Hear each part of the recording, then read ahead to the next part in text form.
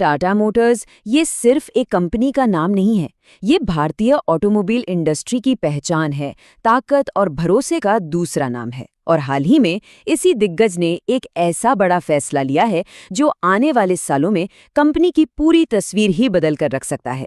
ये एक ऐसा दांव है जिसका असर न सिर्फ टाटा मोटर्स पर बल्कि पूरे ऑटोमोबाइल सेक्टर पर पड़ेगा। तो चलिए आज इसी बड़े कदम को समझने की कोशिश करते हैं। कंपनी के चेयरमैन ने खुद इसे कोई छोटा मोटा बदलाव नहीं बल्कि एक रणनीतिक छलांग कहा है, और ये शब्द अपने आप में बहुत कुछ कह जाते हैं। जी हाँ, हम बात कर रहे हैं टाटा मोटर्स के डीमर्जर की, यानी कंपनी को दो अलग अलग हिस्सों में बांटने की। मकसद साफ है, दोनों बिजनेस अपनी अपनी ताकत पर फोकस कर सकें और निवेशकों के लिए ज्यादा से ज्यादा वैल्यू बना सकें। और यहीं से कहानी में असली मजा शुरू होता है। सोचिए, एक कंपनी जिसका पिछला साल जबरदस्त रहा हो, जिसने करीब 4.5 लाख करोड़ का रेवेन्यू और 34,000 करोड़ से ज्यादा का मुनाफा कमाया हो, वो अचानक खुद को दो टुकड़ों में क्यों बांट रही है? जब सब कुछ इतना अच्छा चल रहा है तो इस बंटवारे की जरूरत ही क्या है? यही वो सवाल है जो आज हर किसी के दिमाग में है। आइए इसी गुत्थी को सुलझाते हैं। देखिए, डीमर्जर की वजह समझने से पहले ये जानना बहुत जरूरी है कि टाटा मोटर्स आज आर्थिक रूप से कितनी मजबूत है, क्योंकि आज कंपनी के पास जो ताकत है वही उसे भविष्य के लिए इतने बड़े और साहसिक फैसले लेने का आत्मविश्वास दे रही है। तो चलिए पहले एक नज़र कंपनी के हाल के प्रदर्शन पर डालते हैं, जिसने इस पूरे खेल की नींव रखी है। सबसे पहले तो जरा साइज देखिए। वित्त वर्ष 2025 में कंपनी का रेवेन्यू रहा लगभग 4,40,000 करोड़ रुपए।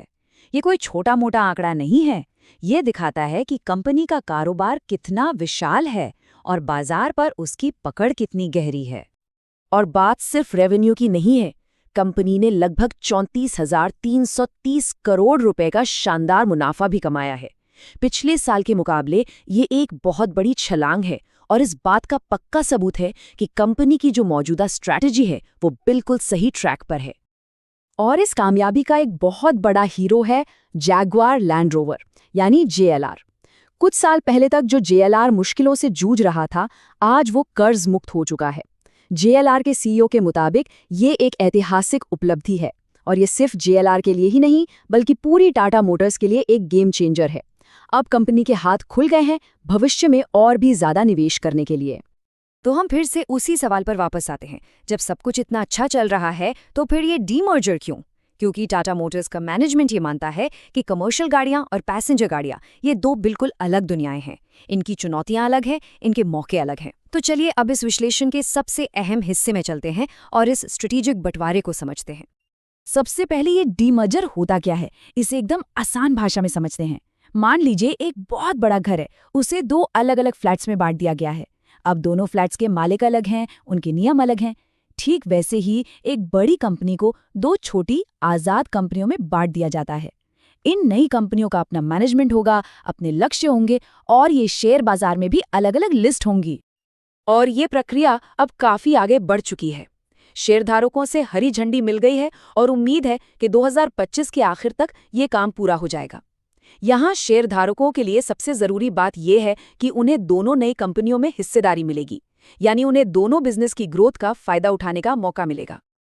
तो ये दो नई कंपनियां दिखेंगी कैसी? एक कंपनी का पूरा फोकस होगा कमर्शियल गाड़ियों पर, यानी ट्रक और बस। ये भारत की नंबर 1 CV कंपनी है और इसके ग्राहक होंगे बड़े बड़े इंडस्ट्रीज और फ्लीट ओनर्स। वहीं दूसरी कंपनी होगी पैसेंजर गाड़ियों की, जिसमें टाटा की अपनी कारें, इलेक्ट्रिक गाड़ियां और लग्जरी ब्रांड JLR शामिल होगा। इसका सीधा नाता आम खरीदारों से होगा।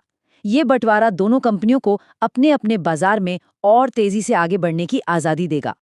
चलिए अब इन दोनों नई कंपनियों को, या यूं कहें कि टाटा मोटर्स के ग्रोथ के इन दो इंजनों को जरा और करीब से देखते हैं। पहला इंजन है कमर्शियल व्हीकल बिजनेस, जो सही मायनों में भारत की अर्थव्यवस्था की रीढ़ है। टाटा के ट्रक तो भारत की सड़कों की पहचान है। ये नई कंपनी इसी मजबूत विरासत को आगे लेकर जाएगी।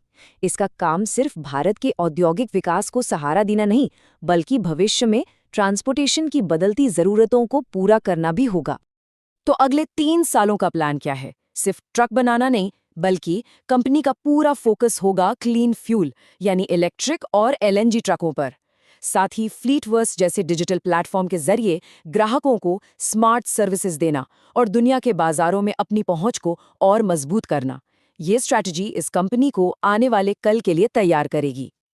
अब आते हैं ग्रोथ के दूसरे इंजन पर, जो शायद थोड़ा ज्यादा चमकीला है, ज्यादा ग्लैमरस है।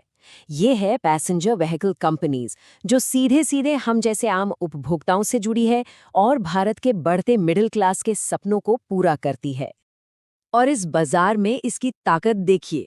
इलेक्ट्रिक गाड़ियों में ये नंबर 1 है, पैसेंजर गाड़ियों में ओवरऑल नंबर 3 पर है और सीएनजी सेगमेंट में नंबर 2 पर।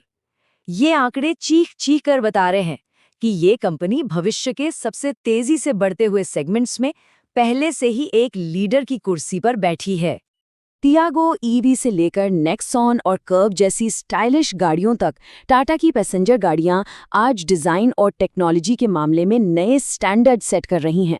कंपनी ने एसयूवी सेगमेंट में 11% और सीएनजी में 53% की जो ग्रोथ दिखाई है, वो इंडस्ट्री की रफ्तार से कहीं ज्यादा है।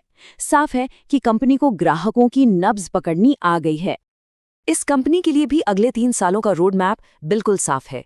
एक तरफ जेएलआर अपनी री इमेजिन स्ट्रैटेजी पर चलते हुए एक ऑल इलेक्ट्रिक लग्जरी ब्रांड बनेगा। दूसरी तरफ भारत में कंपनी एसयूवी और सीएनजी की जबरदस्त डिमांड का फायदा उठाएगी, अपना चार्जिंग नेटवर्क बढ़ाएगी और सिएरा ईवी जैसे कई नए और रोमांचक मॉडल बाजार में उतारेगी।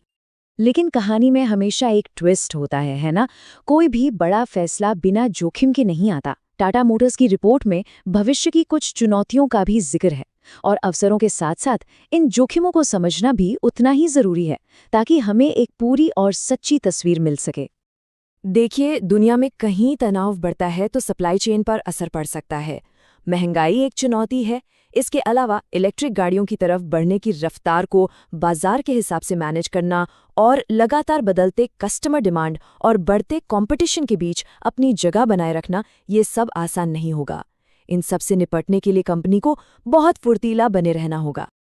तो आखिर में सवाल बस यही है, क्या अपने साम्राज्य को बांटकर टाटा मोटर्स 1 का 2 करने जा रहा है?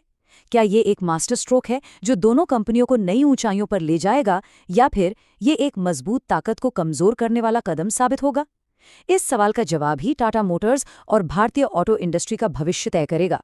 और इसका नतीजा जानने के लिए हमें और आपको आने वाले वक्त का इंतजार करना होगा।